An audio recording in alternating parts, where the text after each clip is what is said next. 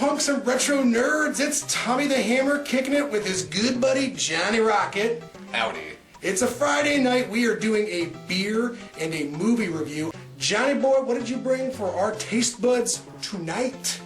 Well, this is something, a brewery we are quite familiar with in Rhinegeist Brewery from good old Cincinnati. And I saw this at the old Sheetsaroo, and Slangria caught my name, as well as this crazy purplish reddish can here, and I'm like, what is this? Is this some kind of like sour or something? But no, it's an ale with a whole bunch of fruit in it. Ale with apple, pomegranate, blueberry, and lime. Let's give it an old pour here, shall we, Johnny boy? Let's do this. Whoa. It's, straight away. It looks like a wine.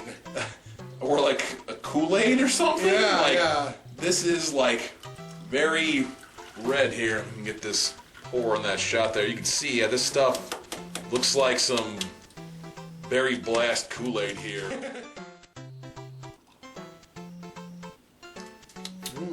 Whoa. Okay. Wow. Hey. Dang, it's got a little bit of a... I was hoping I would get some kind of like a tart in there, and I am. Wow. I like it. That is... It's almost got a... You know, it's funny. It's almost got like a cranberry quality to it, and there's no cranberry in this at all. I would imagine it's that pomegranate and lime. I would think the blueberry is actually giving it the tart. Maybe, yeah. It's really hard to pinpoint what exactly is giving it all of these crazy flavor notes, but the lime gives it this like salty aftertaste. It's strange. It like carries the rest of the flavoring through. I think it kind of pops everything, because you kind of, it's almost mixing like a salt. It's almost like a salt that acidic kind of gives it that salt to counteract with the sweetness of the rest of the fruit. Yeah, unless you're like completely abhorrent to anything sweet at all in your ales, like I think most folks would probably dig this to a certain extent. Yeah, I could see like drinking this like if you're sick and you need like that like vitamin C boost, if there is any vitamin C. Probably not. But I could see like fooling yourself into a bit of old grandpa's cough medicine here, gotta get better. It definitely does not taste like beer. No. This does not taste like beer at all. So if you're somebody who's looking for a beer for somebody else who doesn't like beer, this stuff right here I think would suit very nicely, because it's just got a nice, not super light, but just a nice mild fruity flavor, and like I said, a little sweet, a little tart, almost, a little bit of salty even. Like they really balance this really well. That lime finish is, like I'm, licking my chops, coming back for more. It like sticks around, and I think that's the strongest thing I could say about this beer. I could give this like a solid 7 out of 10. Rocket. Sorry, dude. Whoa. All right, for my star count here, this is pretty much what I was hoping it would be when I picked it up, and it's delivering, so, man, I gotta give this like an 8.5. This is really good. I really like this. All right, guys, so we're back, plus Adam McDoogleez. Right.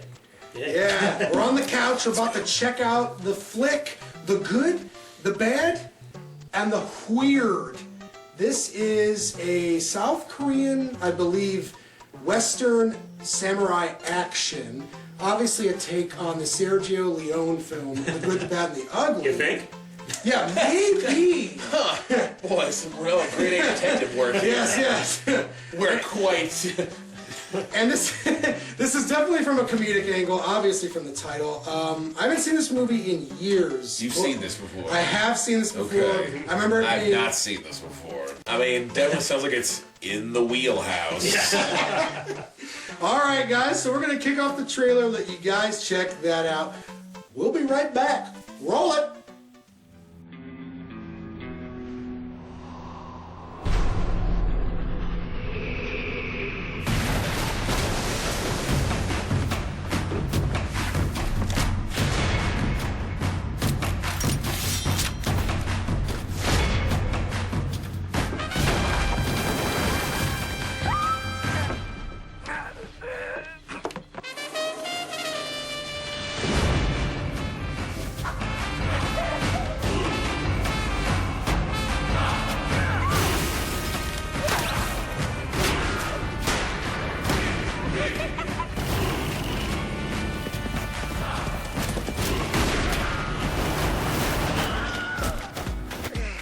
너 지도 가지고 있지?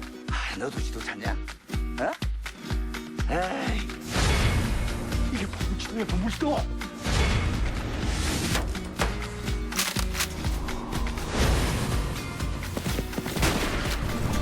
야들아 다이친다. 야들! 너 저쪽으로 뛰어가라. 머리 어디서 날아오는지 보게. 일직선으로 쫙 뛰어가는 게 낫겠냐? 아니면 쟤네들 헷갈리게 왔다 갔다 하면서 뛰어가는 게 낫겠냐?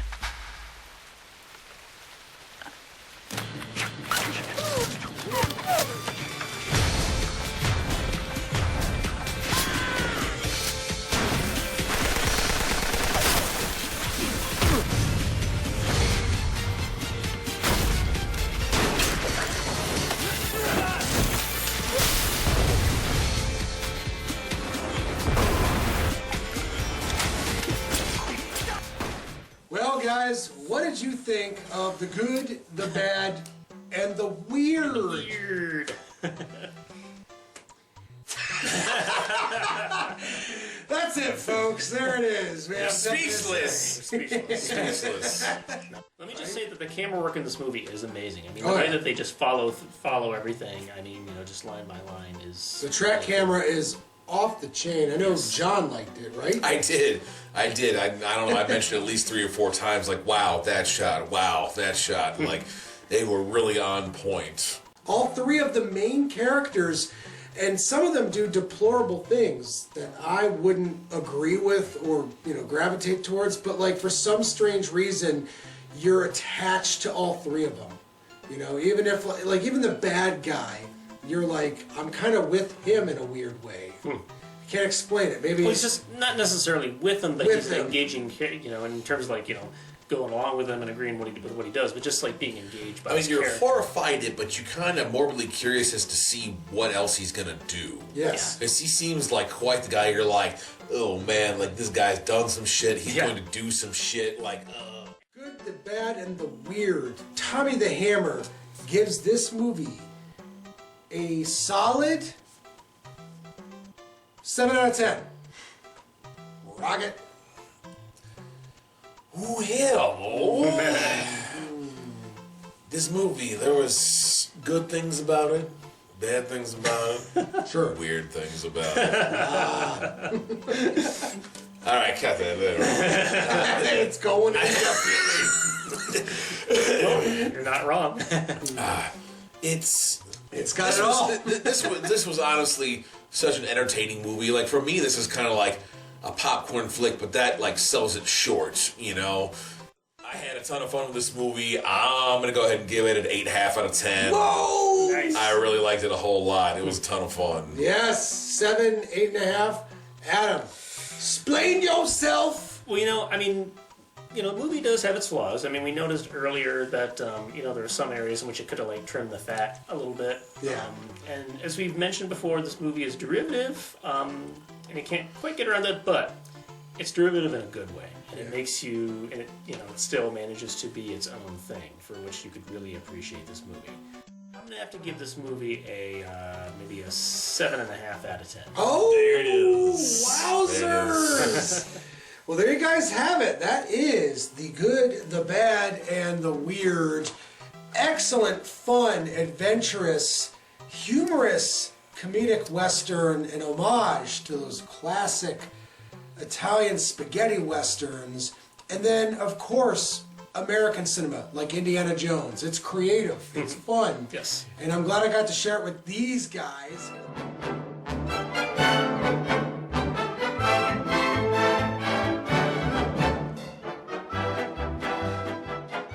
He's getting a little relaxed. Maxin' and relaxin'.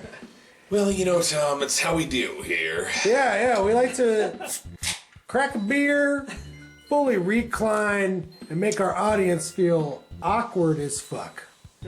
That's how we go. But maybe there's a universe out there where this movie is a documentary. Wow. Wow, dude. Wow. This actually tells the story of one of those characters, and yeah, Little lost Like, piece of history this- lost just before the Second World War started. right? Who Who knows? That is unique Possibly. and different for sure. Let's talk about the soundtrack. It was all over the place. You even called it like Bollywood type music, right? Yeah, especially I don't know, especially in the beginning with the train. Like something struck me like about that train is Indian. Like I don't know, just the music they paired with it, just totally. I don't know. Yeah, immersed me like this is main line from Mumbai to freaking wherever. Like it just. I don't know. I liked it. Like it was like, oh, that's. I don't know. It really. There's a Bollywood quality. It takes contemplation after watching it because you just got done witnessing a lot of characters, a lot of chaos, and a lot of comedy. To be perfectly honest, it was a great mix. It seemed like every time I got a chuckle out of something, I realized I hadn't really actually laughed out loud at something, but there was a number of points along the way where I was like, something was actually laugh out loud funny. It was like, so yeah, I don't know. Everything was so. There was dry humor, but then there was vaudeville. There was elements of 5 or 6 different films in this movie, but they really chopped it up fine enough and interspersed everything to. Not really overwhelm your movie palette with any one thing, Right. So it kind of kept it fresh, which kind of, lends itself to going kind of long because it's constantly kind of to kind of keep it fresh to really keep that many balls in the air, so to speak. It's kind of juggling a lot of themes here. Yeah, so you actually think, and that's funny that you should mention that because while we're watching it, we all agreed it was definitely long in the tooth. Are you saying that its overall runtime is rather warranted? Yeah, actually I would. Like I said, it was kind of, one of those kind of full fat movies, and the material is strong enough to support it, honestly. There's so many movies that try to run long because they're really trying to prove a point or something, or just want to include so many good scenes, but this one really kind of pulls it off, where others maybe fall flat a little bit and kind of suffer for it a bit. Maybe not enough, to really ruin the overall experience. A.M. McDangery Dungery Doogleez. What's up there, late What night up? stick around audience? What up, dude? I'm sure. We've said a lot about the movie. You're probably thinking to yourself, Tom, what in the world am I going to add to this conversation that hasn't already been added? Yeah, it's grateful though that what has been added has been added. It's just Hit us with, your feelings on this. Being such a derivative of Good, Bad, and the Ugly. Well, what's crazy about this is, it's set during the. I appreciate the. It's got a lot of direct references to the good, the bad, and the ugly. Not just outside of the 3 main characters, but just in terms of it has kind of a cynical vibe to it the entire time, which it shares with that.